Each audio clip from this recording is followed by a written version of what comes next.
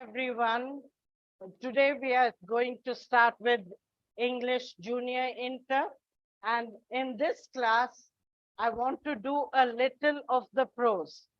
We have done the complete poetry and we have done a little bit of grammar. So today I thought we shall concentrate on the prose lessons. The first prose lesson is two sides of life. Now, what do you mean by two sides of life?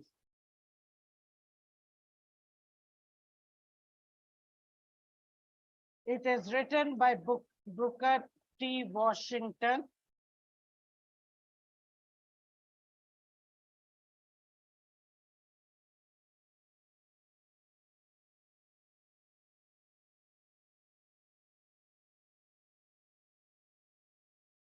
As per the author, he feels that there are different kinds of nature among people. But what stands out most is two. One is the optimistic and one is the pessimistic. The attitude that you show towards the people. You must have seen that some people, despite all kinds of problems, always have a smile on their face. It's not that they don't have any problems. They do have lots and lots of problems. But what's the point in showing it to anyone? By pulling a long face, keeping a gloomy face, you're not going to find a solution to your problem. So rather than that, they have a smile on their face, while some people, despite whatever you do, they are always grumpy. They have long faces. They always have a gloomy outlook towards life. Life is full of ups and downs.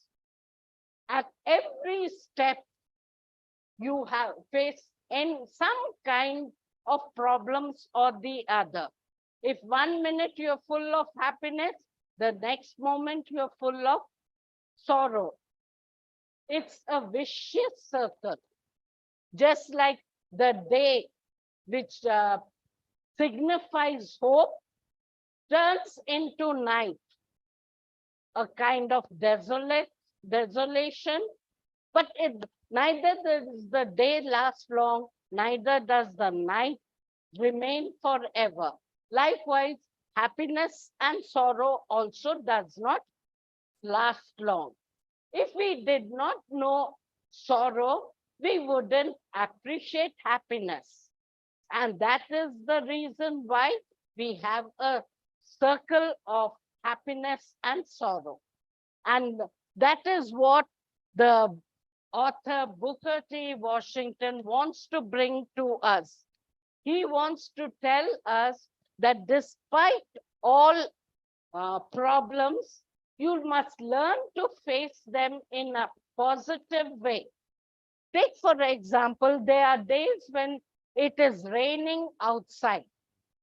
When it rains outside, you must have seen the leaves which are full of dust are clean. Every way there is fresh look about the leaves, the verandas, the roofs of the houses.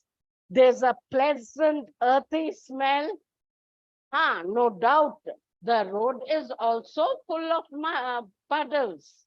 Lot of mud flows everywhere and you get wet. But if you have the positive attitude, you look towards the optimistic side of the life, while there are some gloomy person. The moment they see the rainy day, they start complaining, or clothes will get wet. It becomes muddy. We can't go through the puddles and so on and so forth. So these are two ways in which a person reacts. So, and you must have seen these gloomy, pessimistic people always keep on grumbling. They keep on repeating themselves, talking negatively, complaining about something or the other. It's a repetitive thing with him or her. And that's the reason why when other people come forward, the moment they see him coming towards him, they quickly run away. They turn away their face and walk the other side. But the person who is optimistic, they have a pleasant smile and make everyone around them very cheerful. And that's the reason why everyone is attracted towards them. Like I said, life is full of ups and downs. You just don't give up smiling just because there's sorrow. You go around to anyone you know, whether it's your neighbor, your relatives and nothing. Every house has some problem or the other, which you need to overcome. You have to cross the obstacle and succeed. By turning away, the obstacle is not going to go away, or neither by showing a blind eye. You, at one point or the other, you need to cross it. And it's always better to have a beaming smile rather than a gloomy look. And in this, he also talks about human nature. To err is human. You must have heard this word. To err is human. What do you mean by err? Making a mistake. We are human beings and we make lot of mistakes. Everyone, we cannot say only a small child makes a mistake. Everyone on this, we are human beings and we make mistakes, be it a small child or a grown-up person. Even we as teachers do make mistakes. But rather than pointing a mistake of the teacher, it's always better to see the steps they have taken to make some good presentation. Like suppose it's a national holiday, Republic or Independence Day, and you were asked by the class teacher to decorate your class. Children are very happy in doing such work for the teachers, and they quickly gather all kinds of festoons and decorate the room beautifully. But while writing on the blackboard, a child makes a simple mistake. Maybe in the word welcome to the Independence Day, there is a spelling error in welcome or Independence Day. So the teacher, instead of appreciating the good work that the student has done, points out at the mistake. What is your feeling? You feel very upset because you have taken so much pains to do such a good thing by decorating it, but the teacher has found out that small flaw on your part. This is not only in the case of a student. Even the teachers make mistakes, and when they have gone to so much pains and nothing and have tried to overcome it, and the child points it out, they feel very upset. Likewise, when you when you go to foreign countries, it is out of your comfort zone. You are used to your particular culture, your particular traditions and everything, and you will find that the foreigners have some other tradition and culture. So when you go there, you cannot point out the mistakes that you find there. Rather than that, see to the good things that you can find there and try to adapt it in your own life. So this is what Booker T. Washington talks about. And in this, like I gave you, when I explained the poem, I asked you not to write the everything. Oh, sorry.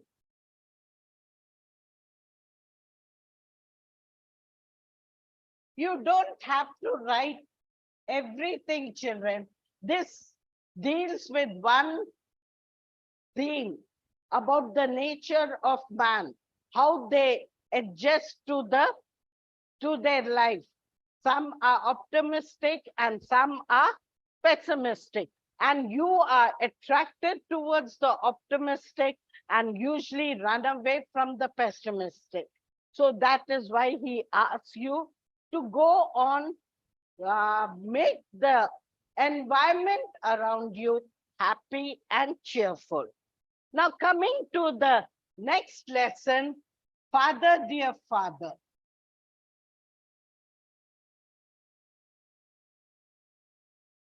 This is written by Raj Kinga.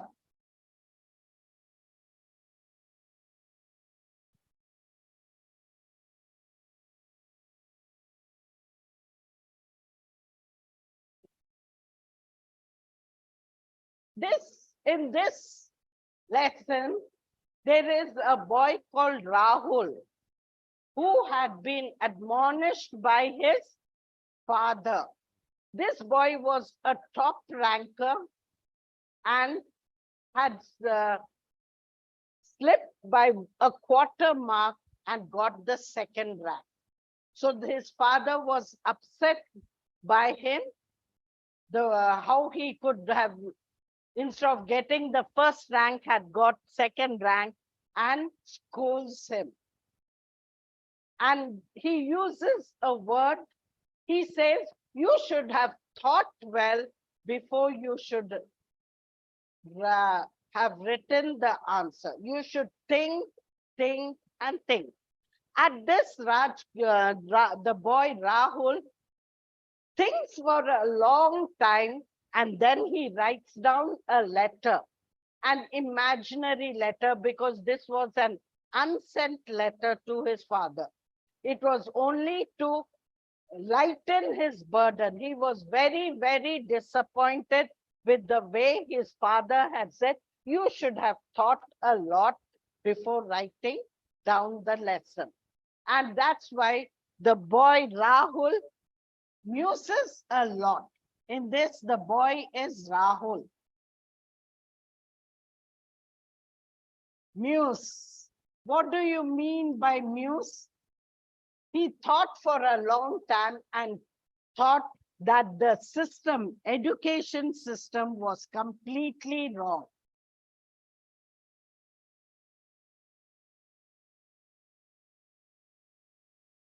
What do you mean by education system was wrong? Do you feel your education system was wrong? That is what he felt. Because in olden days, during his grandfather's day, the studies were not important. It was living and experiencing. At every step that you take, life will be teaching you something or the other. Sometimes in good ways, sometimes through bitter experience, you learn something. Like take, for example, a small child. A small child doesn't know what fire is. It has never seen, but fire is all sparkly, bright. So the child is attractive towards the light, fire. In European countries, they have they light the firewood in their living rooms. So the child is attracted and goes towards the heath, that is known, the place is known as heath, where the wood is burning. And he goes there and naturally tries to hold it. The mother pulls him away and cautions him. She says, it is dangerous. Don't go. Now, can a small child who is crawling understand the word of danger? It doesn't understand. And it keeps on going towards the fire. Every time he goes, the mother pulls him back. But one day, unfortunately, the mother is not nearby. What happens? The child gets burned. Now, does the child understand the word danger? It understands. And next time, he will never go near the fire. This is what life teaches us. A bitter lesson, but whatever it is, it teaches you that some things, the dangerous things, are to be avoided. So likewise, I gave you this example of a bitter lesson, but there are many things that life teaches us at every step, to sometimes through good lessons that you actually, certain things that you happen in your childhood are there in your brain, but you will not remember them. It is at the back of your mind. Like, take for example, you have been staying in a locality throughout your childhood. You know all the neighbors there, but when you are, say, in grade 5, you have been shifted to another locality. Initially, you write letters, you call them, you try to meet them once in a way and keep in touch. But as days and months and years pass by, you forget about them. You forget about them because you are not in constant touch with them. But it's always there in your mind. So once when you go out shopping, you happen to come across that person. Immediately you are able to recollect all the memories you had with them. So this is what I'm trying to say, that life, you experience different things at different times, and life teaches us the good as well as bad things. So now let's come back to the lesson Father Dear Father, where written by Raj Kinger, about a little boy called Rahul. Now Rahul, like I said, his father had asked him to think, and he had thought for a long time and felt that the education system was wrong. In what way? You learn so many things in school. Like math students, you learn about Pythagoras theorem, you learn about Newton's law of gravity. But when you think about it, is it useful in your practical life? And he tells his father, his father runs a departmental store. He is very, very successful. So he says, you run a departmental store, you are very successful in your field, but are you able to apply this Pythagoras theorem or Newton's law of gravity? Or for that matter, your brother who is a lawyer, or your friend who happens to be a doctor, in their field, do they also use this Pythagoras theorem and Newton's law of gravity? So he feels the system now is basically not teaching them how to go about in their practical life. Like, he has a grandfather, and his grandfather tells him that they really enjoyed their childhood. They used to go for picnics, and they used to cook lovely dishes, They used to play gilli danda. They used to go climb the trees and pluck fruits. All this they used to really enjoy and live happy childhood. While studies were there, but they were secondary. They were not forced to mug up all these unnecessary things which cannot be put to practical use. And he gives another example. He says, I have a rose plant, but the rose plant was full of pests. So he wanted to save his plant. It was dying. So he went to his biology teacher who teaches about pesticide, fertilizers, and everything. And he asked the teacher, can you tell me how to go about saving my rose plant? But do you know what the teacher said? She was very angry and she told him, go to the gardener's boy and he will tell you. So he says, we are learning about pesticides. We learn about it, but we are not able to implement it in real life. What's the point in learning about it and not implementing it? The gardener's boy is uneducated, but he knows how to go about saving a rose plant rather than the biology teacher who teaches about pesticides but cannot put it to use. And then also he gives all this he is writing to his father, with whom he is terribly disappointed. And finally he says, there was in a television, it was shown about a boy called Venu. It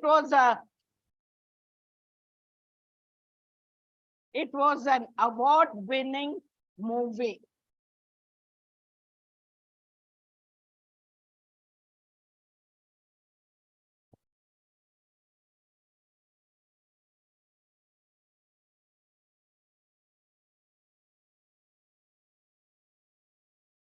Where in this movie, the boy called Venu goes on reading, the hibiscus is red. You must have seen the flower. It is pinkish red in color and grows quite well, or you'll find them near the walls and everything. So he kept on reading, the hibiscus is red, the hibiscus is red, 100 times. But when he colors the picture of hibiscus, he uses yellow color. What does it mean? He cannot differentiate color difference between red and yellow. He says it is red, but he colors it yellow. And that's the reason why the boy does not understand why such thing is happening in life. What's the point in learning when you cannot implement it? Just like his father, who is working hard, is successful, but who had studied well, unlike the grandfather who really enjoyed his childhood. Likewise, his grandmother also was semi-literate. In those old times, they did not study. The women were not sent for higher studies. So she was only semi-literate. But his mother was highly literate. Rahul's mother was highly literate, while his grandmother was semi-literate. But the difference was there. The grandmother was very happy working in the kitchen, doing the household chores, or reading the Bhagavad Gita, or whiling away the time at peace in her own world. while the mother was highly educated, but very nervous. Nervous, tense, at little things that went around the house, she would get into tension. So he asks his father, is literacy a harbinger of restlessness and frustration? Because those grandfather and grandmother lived a happy life while the father and the mother were not happy. And he felt, why should I study all this when it is not of practical use? And finally, he ends the letter with saying that, like I told you, it was an imaginary letter and he had no intention of sending it to his father. But he felt that he wanted his father to understand the heart is not all nerves, filled with nerves and a thing, but it can also feel. The boy, for the first time, lost a mark by quarter mark. And that, he tells, was in grammar. His teacher had marked him wrong. He still feels that what he had written was right, but the teacher declared that it was wrong. And he finally says, if the teacher says the sun rises in the west, it is so. And likewise, when she says the oil does not float on water, you have to believe it, because whatever she says, it happens. And that's the reason why we have to blindly follow what she says or what you say. So hereafter, Father, I will think a lot before writing my exam. And he finally ends his letter saying that he was completely upset because of his father's admonition that he had to think before writing. He felt he wasn't wrong. Not clear? So with this, we end the letter, Father, dear Father, written by Raj Kingar about the boy Rahul.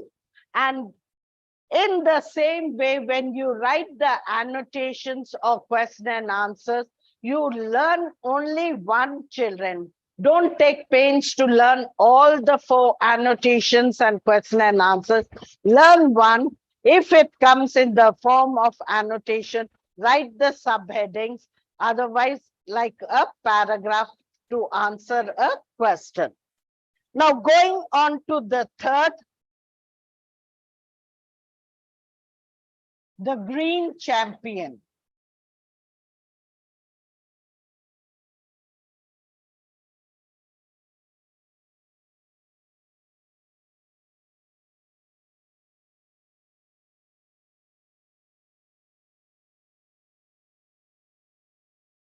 The green champion Timaka. This is an essay from the internet where she was applauded a lot for planting innumerable trees. It all started with she had a very poor life. She was from a poor family and also couldn't be well educated as she had to work a lot. She also worked as a coolie. She also used to take cattle and sheep for grazing and everything. And later, when she got married into another poor family, but her husband, Chikkaya, was a great help for her.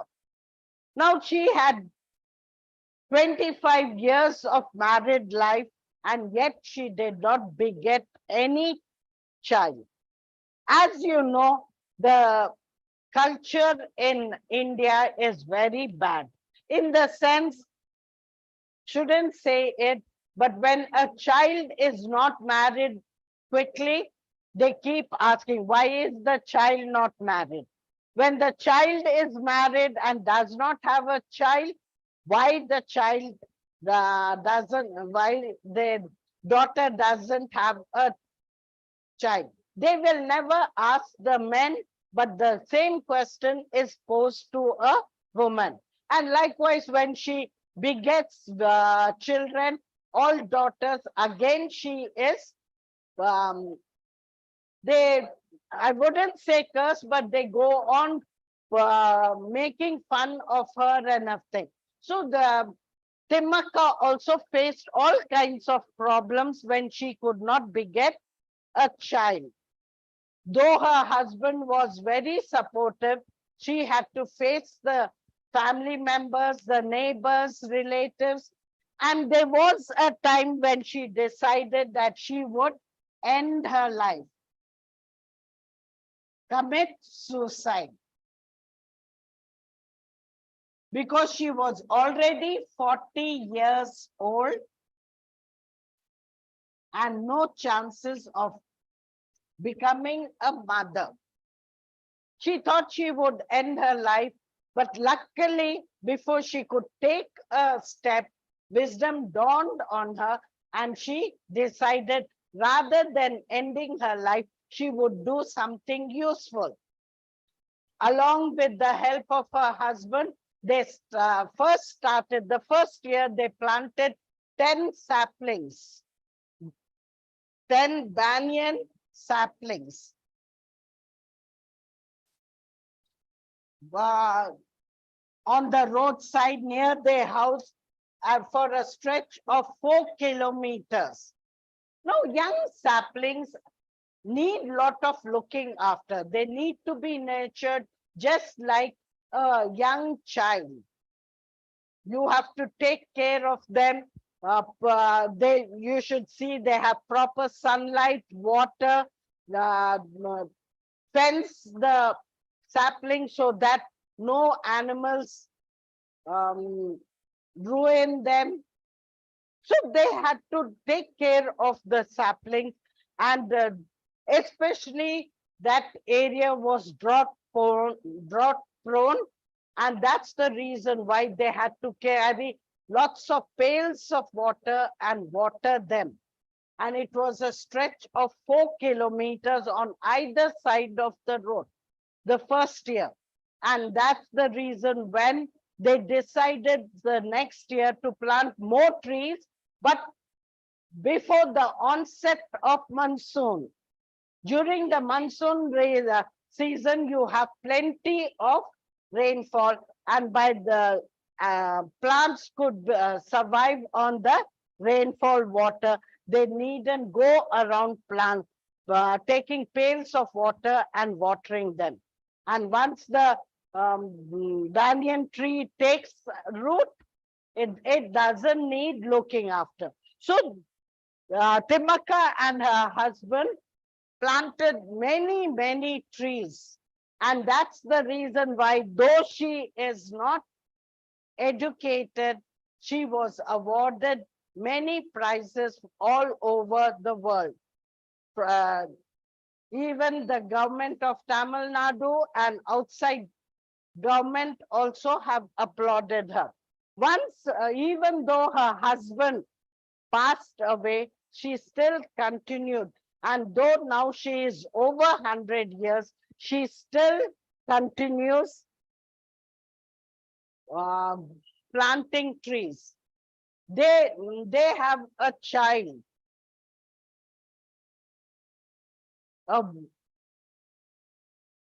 The difference between an adopted child and a 1 second, children.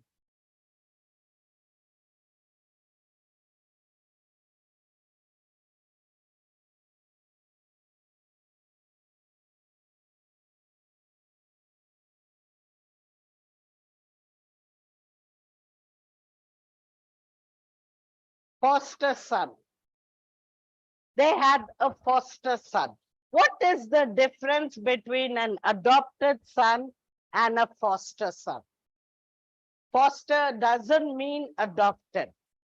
When you don't have any children, you go to the place and adopt a child. Give the child your name, and the child will take up legally. He takes up your name.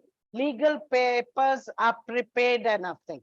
Foster son is where you take up someone's child, but not legally. You look after the child, take care of the child in every way other than giving his your name legally. So they had fostered a child, and he in turn, after the father's death, took up with the help of his mother, he also started planting trees, keeping a nursery and everything, and believed in Prithvi Bachao. He started the movement Prithvi.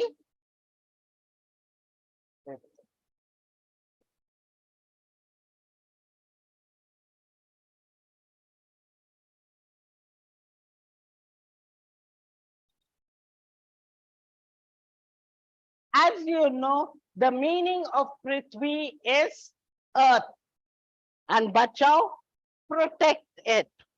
He also believed in seeing to the environment. As you know, with a lot of pollution everywhere, the ecosystem has been disturbed, and with the cutting of trees and everything, lack of oxygen is leading to lot of pollution, and the ozone layer is being depleted, which in turn, the hot rays of the sun are melting the glaciers, and the water level is increasing. And if we don't take care of our earth, there's of future generation is not going to be able to handle, live on this earth. Now coming to the next lesson, the first 4 minutes.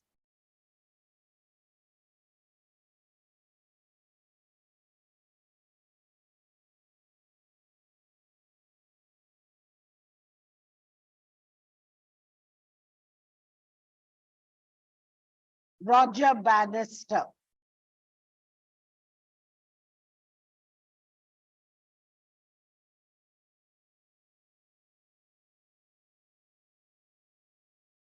He is now a doctor, but this was the time when he was studying in Oxford. At that time, they believed that to run a mile stretch in 4 minutes was highly impossible. You could not run the mile in 4 minutes. But this was a dream of Roger. He was applying for a doctor's post, but he wanted to run along with his friends, and he says no one persuaded him. He made up his mind and wanted to run this race and win. So this whole lesson is a commentary on how he went about running this race and winning it in 3.59 seconds. 5.4 or 5.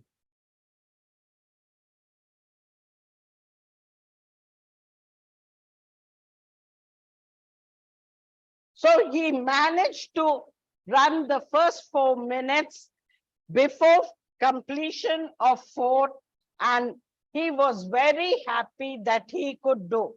He believed that no one persuaded him, but initially he was disappointed. He wanted to run fast, but the one before him, the boy was running slow, and though he know when you run very fast initially, you are exhausted at the end. So everyone were going at their own pace, but he was tense. He wanted to complete this race in 4 minutes. It was later on when his coach told him, relax, that he felt himself relaxing totally. It was as if his mind had detached himself from the body. So the whole lesson is a description of how he went about running. And there was a time when he was close to the end, that he could see the tape that would finish the race, but he was so exhausted that he felt the tape was moving away far from him, and there was a time when he thought that he could not complete this race in time.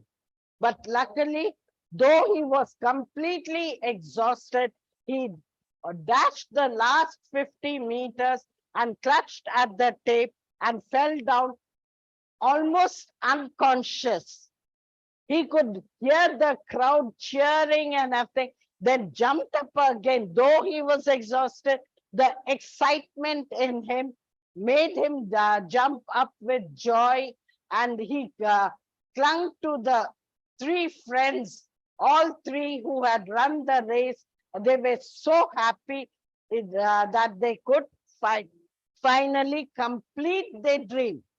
He needn't run a race again because his dream had come true, and he had managed to run the race in less than 4 minutes. And the last is an one-act play, that is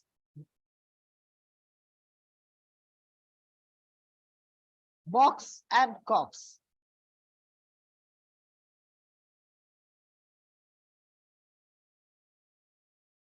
By Madison.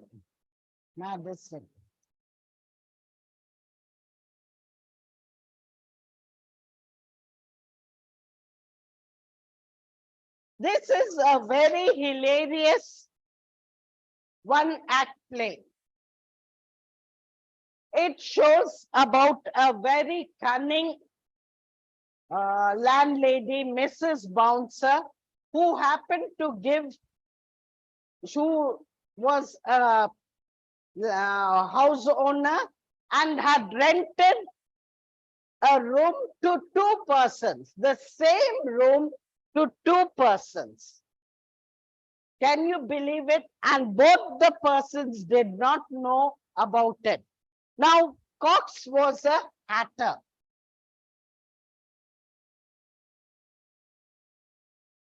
And Box was a printer.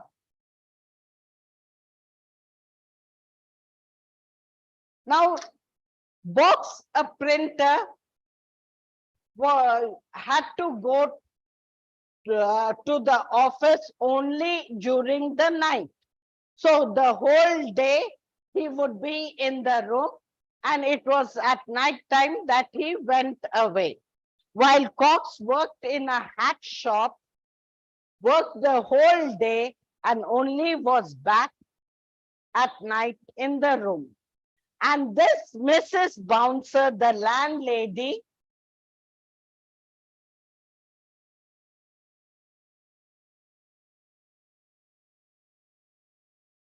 was the landlady who had rented one single room to two people.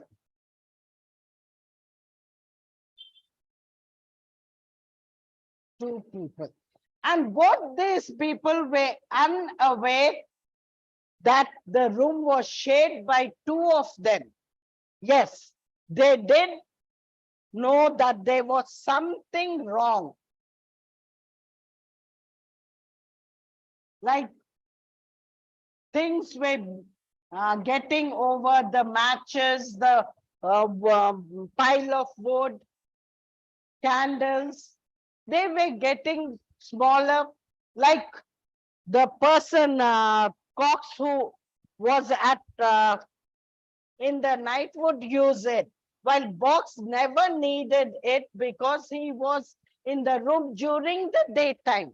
So he was surprised when he found the candle which he had bought getting shorter and shorter. They knew there was something wrong and they thought it was the bouncer who was a cunning lady and was using their things, using their fuel and everything, cooking her breakfast there. This matter went on for many days without them being aware of it. They would meet each other on the steps, but they never, because Mrs. Bouncer made sure that these two never came face to face. And the moment the other person, like Cox, had to leave in the morning, she would see that he left the room quickly, and then she would hide his things and bring out things of box and keep it, so that when he came, he saw his thing. And when box was left, she would hide his things in the cupboard and bring out Cox. So she was always on toes, interfering with them, and they were totally fed up of her. They did not like her interfering, coming and talking and asking them to leave and everything. And both of them were wondering why the things were getting depleted, but never they ever thought in their mind that the room was being shared by another person. But one day, unfortunately, Cox was a little late in leaving the room. As he was going down, he happened to meet Box and they exchanged words. Yeah, because Cox was told him why he was coming in his way and everything. Anyway, when he went to his office, he was late by 11.5 minutes. And his boss, and he was wondering that, hoping that his boss would not be angry with him for coming late. But luckily for him, the boss met him with a wide smile and he said that today I don't need you in the shop. You can take a holiday. At first, Cox is very scared, thinking that his boss was angry and sending him away because he was late by 11.5 minutes. But the boss assures him that he could come back the next day, and at present, he could go home and take rest. Initially, Cox also thought, since he got a holiday, he would go about here and there and enjoy himself for the unexpected holiday. But then he thought, he hadn't had his breakfast. Why not go home, have a proper breakfast, a little rest before venturing out? And when he came back, by then Box had already entered and he also was feeling very sleepy, but did not have anything.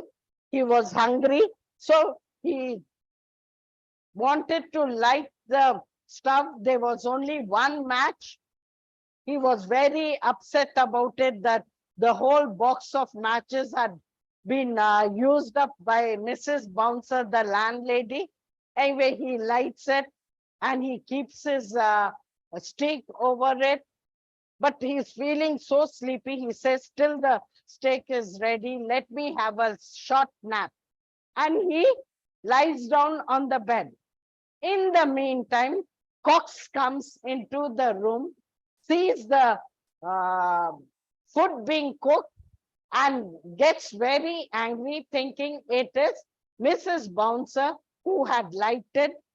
First, he goes around searching for the matches. He finds there are no matches, realizes the stove is on with the food being cooked. The steak is on it. So he takes the steak, throws it out of the window and puts his bacon on it. In the meantime, Box comes and he sees that his actually first he keeps it on the table. So he sees that something is being cooked, his dish has been set aside, and he feels that Mrs. Bouncer is making use of the fire, making her breakfast in their room, and he's so angry, he takes it and throws it out of the window and puts his steak again back onto the fire. In the meantime, Cox had gone to get his tea things ready, and he comes back, and both the tenants see each other for the first time, and they start cursing each other, because when once the printer had complained to the landlady that there was full of smoke, room was full of smoke, she tells Cox that the tenant who is in the Arctic is a chain smoker. At that, Cox laughs, because if he smokes also, the smoke goes up, it doesn't come down. So he mocks at, he is very sarcastic at the way of Bouncer's thinking. And now when they come face to face, each of them starts shouting at each other.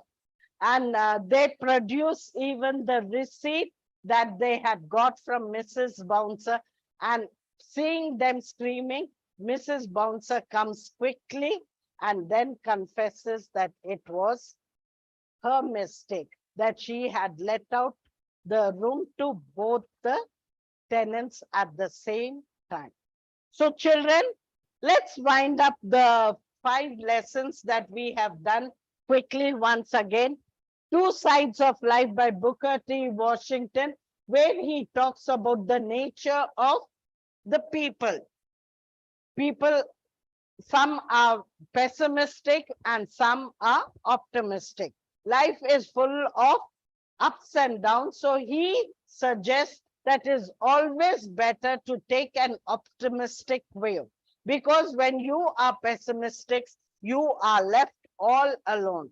People tend to turn away from you.